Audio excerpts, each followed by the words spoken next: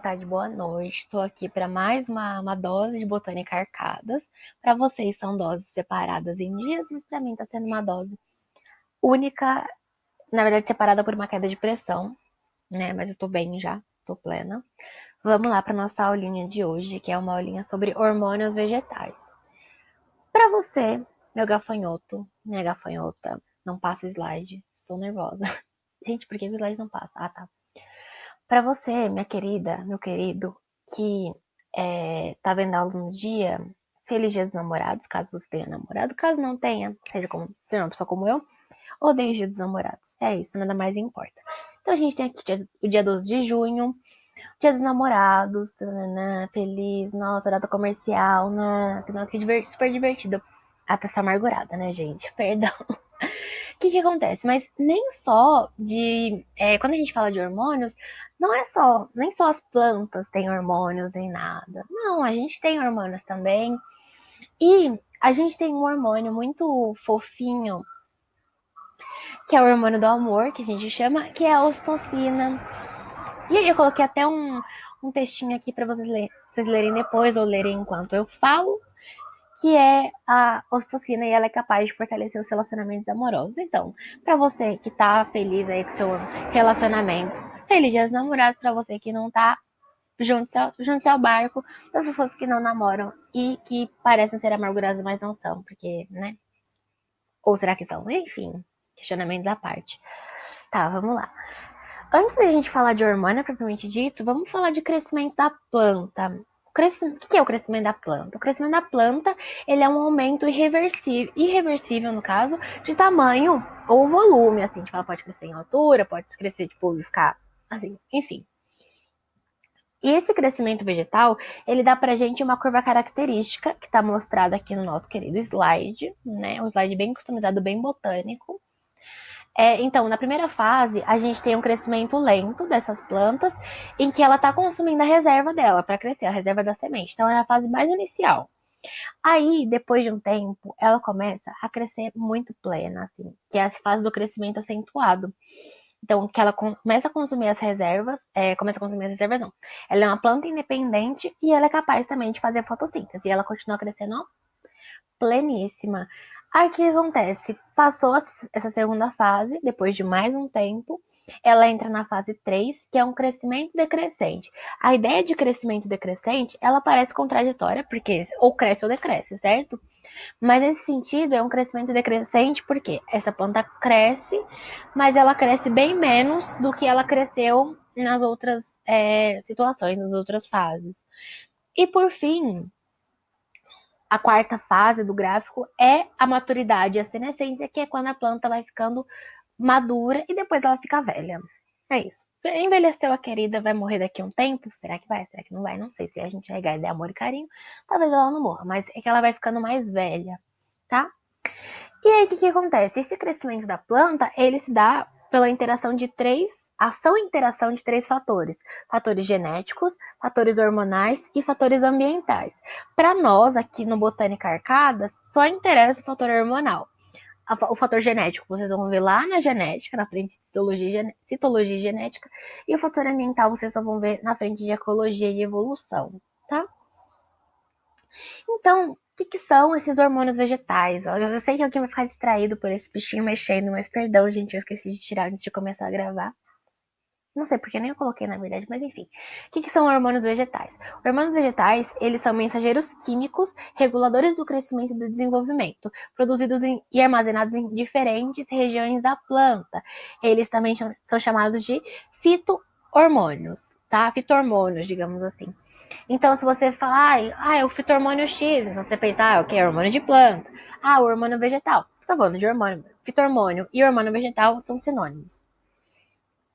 E a gente tem uma série de hormônios vegetais. Deixa eu tirar aqui minha cabecinha para vocês verem o OH em ponta de cadeia, né? E aí a gente tem vários grupos vários hormônios vegetais super importantes para a manutenção da vida da planta. O principal, o mais famoso, uma dica da vida, assim, se vocês estiverem numa questão que fala de hormônio vegetal e vocês não tiverem ideia do que colocar, chuta a auxina, porque ela faz tudo. tudo, tudo, tudo, tudo. Mas assim, só se vocês não tiverem ideia. Mas como vocês estão vendo aqui a aula de hormônios vegetais, eu imagino que vocês vão ter ideia no final do vídeo, né, gente? A gente espera, né, no fundo do coração. E o que acontece? As auxinas, ou a AIA, é um grupo, na verdade, de várias substâncias que promovem a elongação dos caules e dos coleóptilos, que eu vou falar que são no próximo slide, se eu não me engano. A definição dele, que aí já dá pra mostrar bonitinho, entre várias aspas, assim. E aí, o que significa AIA? Porque às vezes aparece em questão, a planta foi tratada com AIA, não sei o quê. AIA é o ácido indolacético.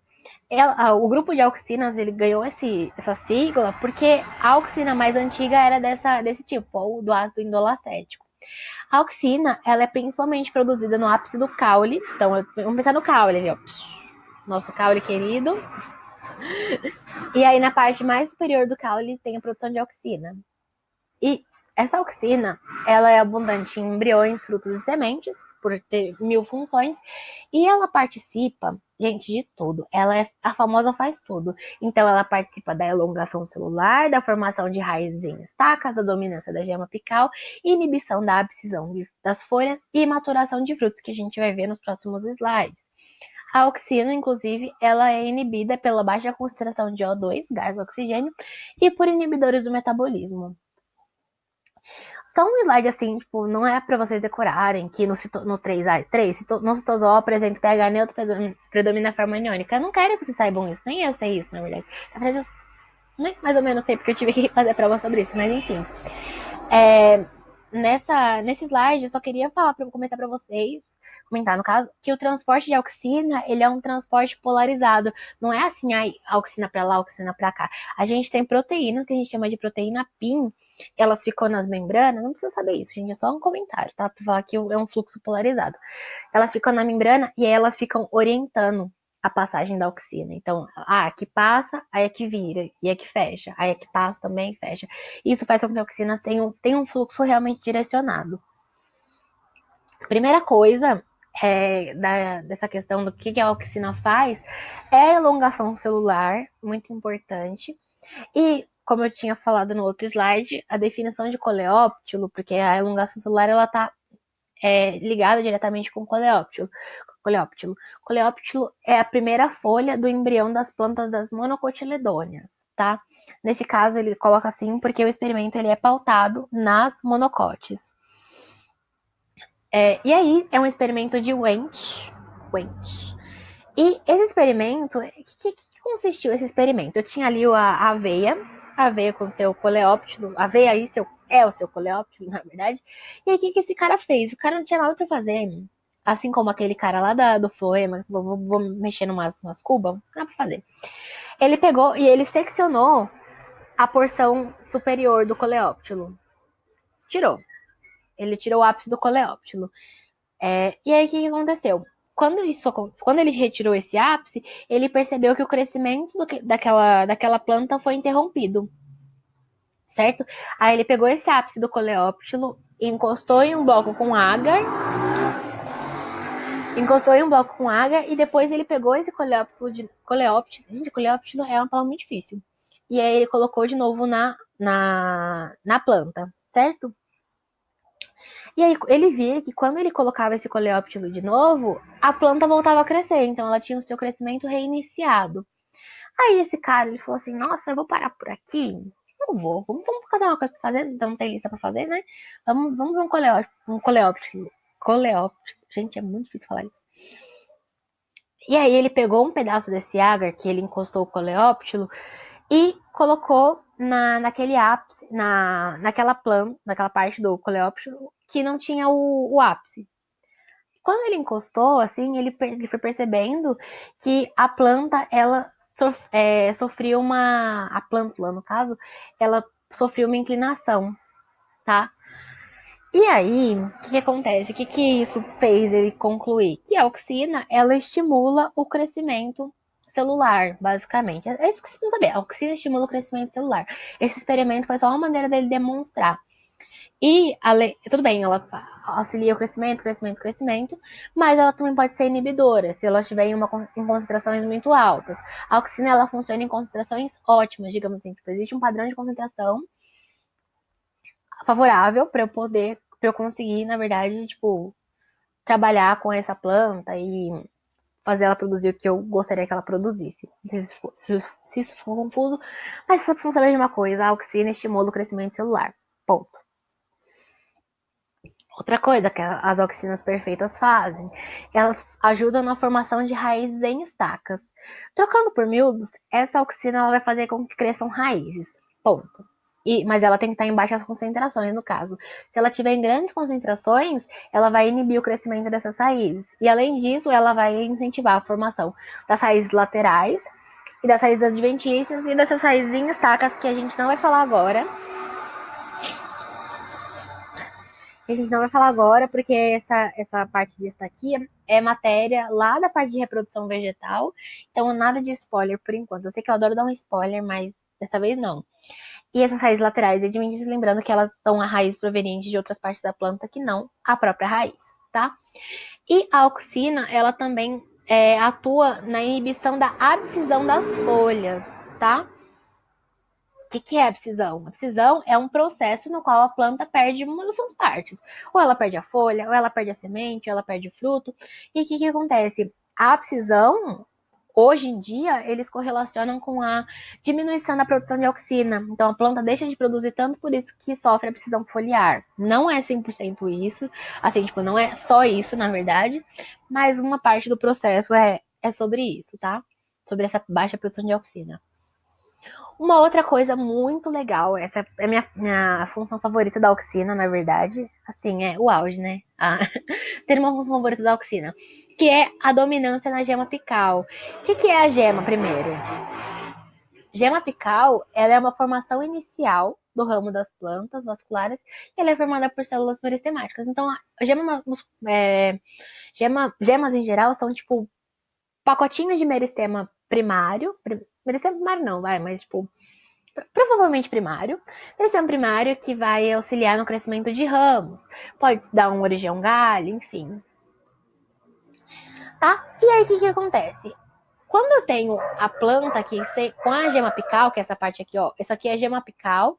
Isso aqui são gemas laterais ou gemas axilares. E aí a gente tem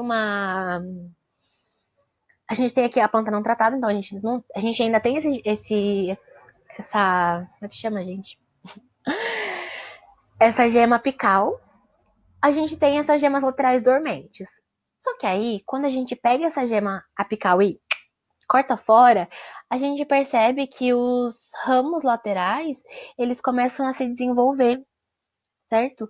E aí, quando a gente coloca uma pasta, de novo, que contém auxina, mesmo não tendo o ápice caulinar, mas a gente coloca uma pasta contendo auxina, a gente percebe que a planta ela para de se desenvolver. Então, a gente tem que a auxina, ela no ápice, com essa concentração de auxina no ápice caulinar, ela exerce uma dominância nas gemas laterais. E aí, quando você faz a eliminação dessa gema apical, você está fazendo a quebra de dominância, permitindo com que os ramos se desenvolvam. Uma coisa muito legal dessa quebra de dominância que as pessoas fazem, tipo, para aplicações comerciais, é a poda. Quando você poda, ele começa a crescer mais, a planta começa a crescer mais para os ladinhos, assim, começa a ficar mais cheia. Geralmente fazem isso com bonsai, né? Eu tenho uma amiga que faz assim, meu bonsai, vou cortando a dominância dele e tudo mais. E é isso, sabe, gente? Experimentem, assim, se tiverem alguma plantinha em casa, façam uma quebra de dominância para vocês observarem o desenvolvimento dos ramos, tá? E uma outra função da nossa querida auxina favorita, perfeita, é a maturação dos frutos. Então, o que acontece? Isso aqui é outro spoiler. Não queria dar spoiler, mas eu tô dando spoiler de novo. Que fruta a gente vai falar só quando a gente vai tratando de anjo.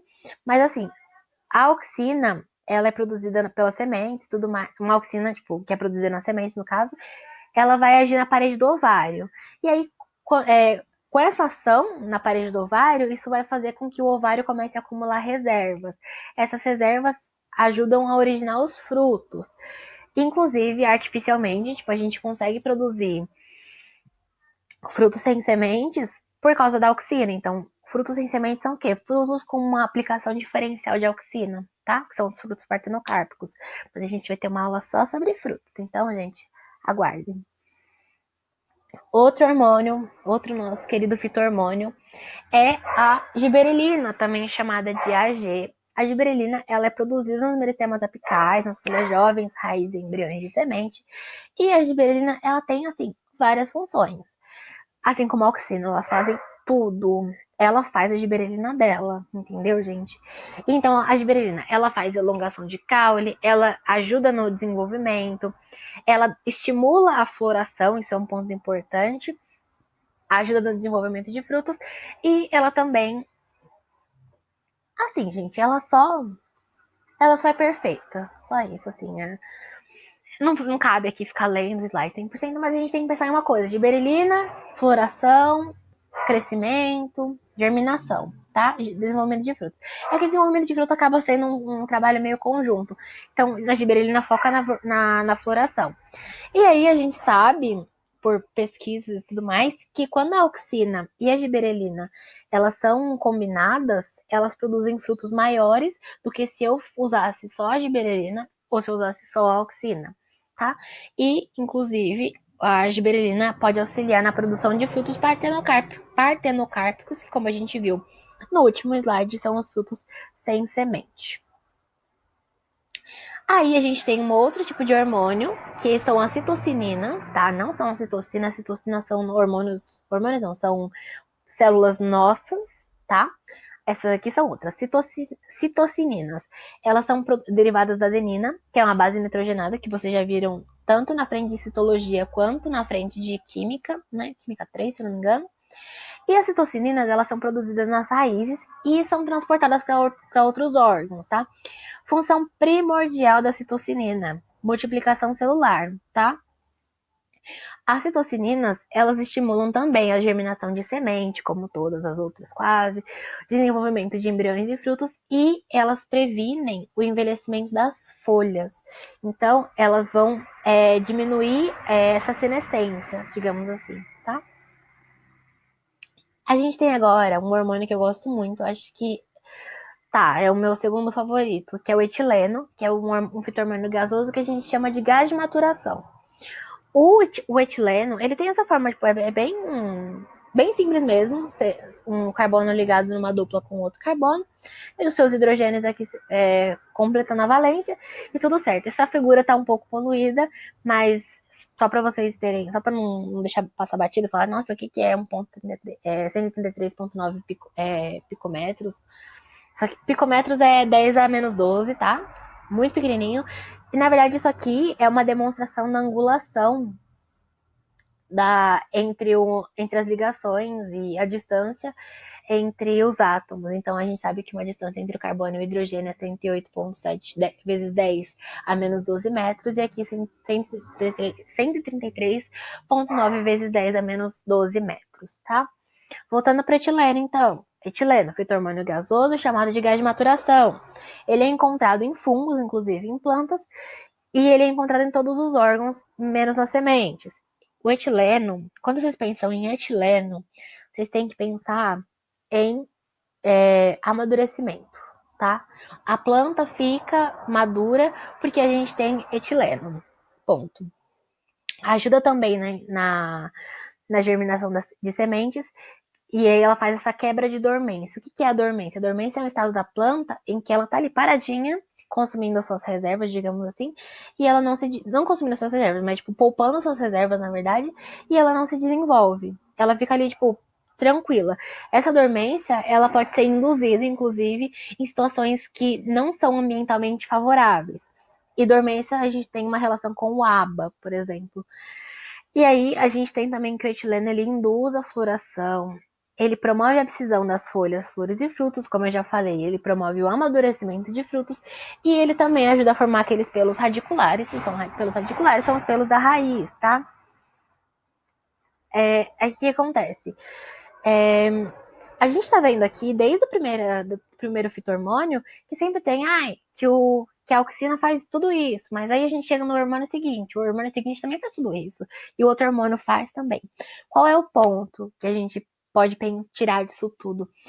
O funcionamento da planta, ele é integrado. Então não é só o etileno que vai fazer alguma coisa, não é só a auxina que vai trabalhar. Eles trabalham em conjunto, tá? Eles são grandes integradores da vida feliz das plantas. E por fim, o ácido abscísico, que a gente chama carinhosamente de ABA, ele é um hormônio do contra. Se o outro hormônio, ele vai ajudar a crescer, vai ajudar a elongar, vai ajudar a fazer tudo o que ele quiser, o ácido abscísico vai olhar e falar assim, cacá, chacota. Não, não vai fazer, não vou deixar. E aí, ele é um hormônio do contra porque ele retarda ou inibe o crescimento da planta. Ele é encontrado em todos os órgãos da planta e ele é produzido nas folhas, caules e frutos verdes. E aí ele é transportado rapidamente entre as células e através do nosso querido floema, que a gente já adora, né? Floema é a nossa religião quase. E aí, o que acontece? O ácido abscísico, ele estimula a dormência de gemas e sementes. Aqui pega um pouco mais essa questão do que eu falei para vocês de ambiente desfavorável.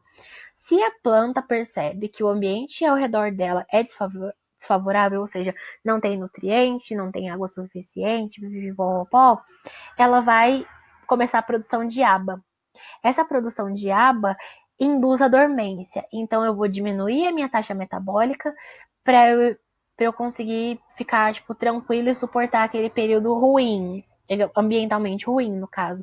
E aí quando eu percebo novamente que aquele solo ele tá irrigado, aquele solo tá tranquilo, tem nutrientes suficientes para eu conseguir me desenvolver enquanto planta, aí a gente tem a ação da giberelina, né?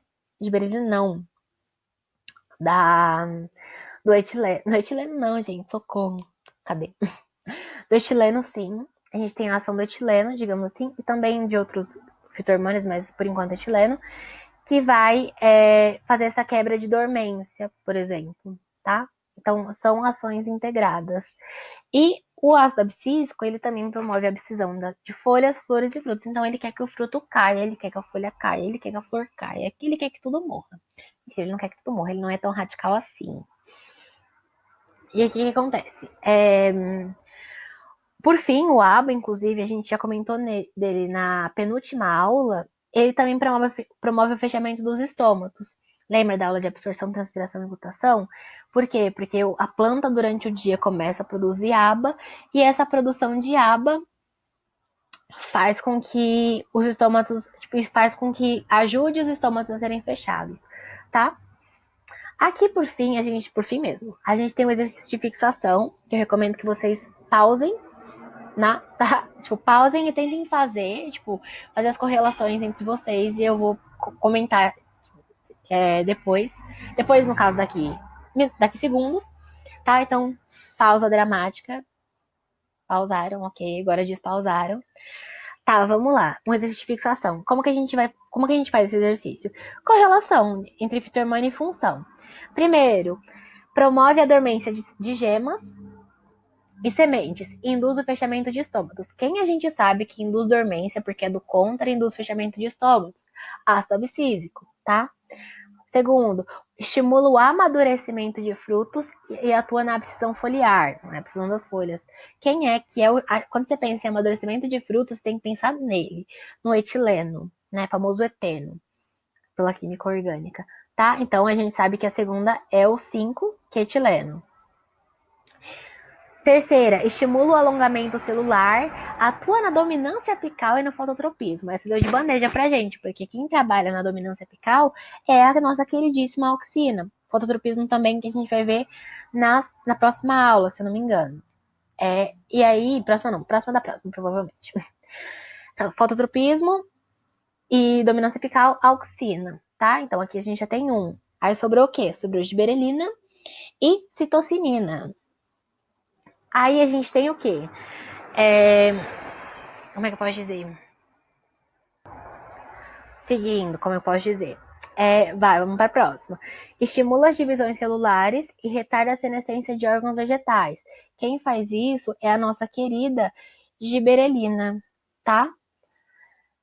E aí, a última, promove a germinação de sementes e estimula a floração, nossa querida citocinina. Esse é o tipo de tabela, aqui no caso, completa.